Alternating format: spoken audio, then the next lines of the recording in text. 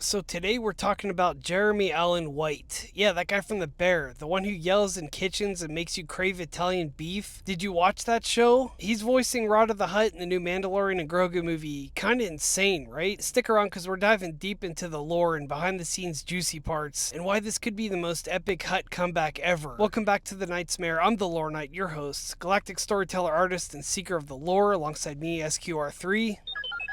Alright, so first off, let's go back to the basics. Who the heck is Rotta the Hutt anyway? So if you're a deep-cut Star Wars fan like me, you remember him from the 2008 Clone Wars movie. Yeah, the animated one that kicked off the whole series. And Rotta the Hutt is Jabba's son. This little slug baby they call Stinky because, well, Hutts aren't exactly fresh-scented, right? During the Clone Wars, Count Dooku and the Separatists snatched him up, framed the Jedi, and messed with Jabba's alliance. Anakin Skywalker, pre-Vader days, and Ahsoka Tano go on this wild rescue mission across Tatooine and beyond. It's all sandstorms, battle droids, and Hutt drama. And Rotta's just this pudgy little thing back then, gurgling in Huttese, which is that guttural language the Hutts speak. But here's where it gets fun. Hutts in Star Wars lore, they're these massive slimy gangsters from now Huttese, living for centuries, pulling strings in the criminal underworld. And Jabba's the kingpin. He owns palaces and slaves and everything. And Rotta, as Jabba's heir, he's got that royal blood. Or whatever goo Hutts have instead of blood.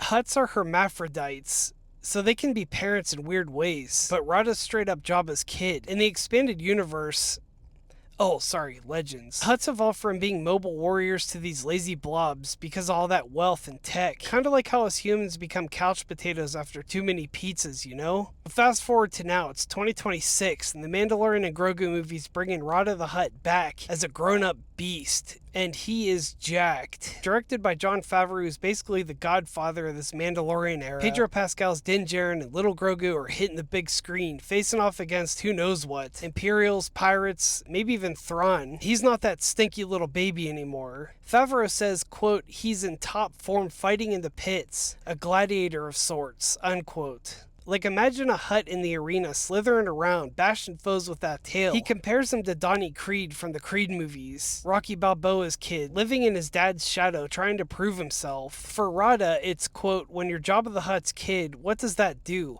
How does that affect his trajectory? Unquote. That's deep, man. Growing up after Jabba gets choked out by Leia in Return of the Jedi, Rotta's got to carve his own path in the post-Empire chaos. Enter Jeremy Allen White. This guy's blowing up, man. The Bear, Ironclaw, all that intensity. Voicing a Hutt?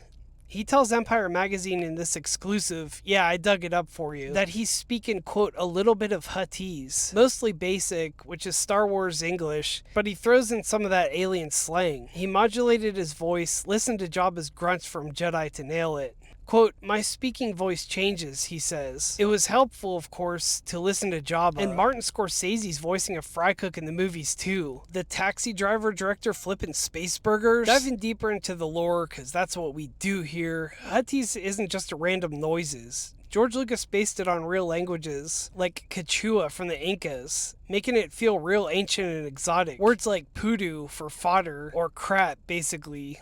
And Rotta's crossing paths with Mando and Grogu, so there's probably some bounty hunter action or Hutt cartel revival in the New Republic era. And remember, after Jabba's death, the Hutts are scrambling. Books like Aftermath show the power vacuum. Rotta could be trying to reclaim his throne, fighting in pits to build street cred. Kinda poetic, right? From kidnapped baby to gladiator kingpin. But why Jeremy? They're saying it's perfect casting. He's got that raw underdog energy, like in The Bear. He's battling family legacy in the kitchen. It parallels Rotta's journey spot on. And Favreau?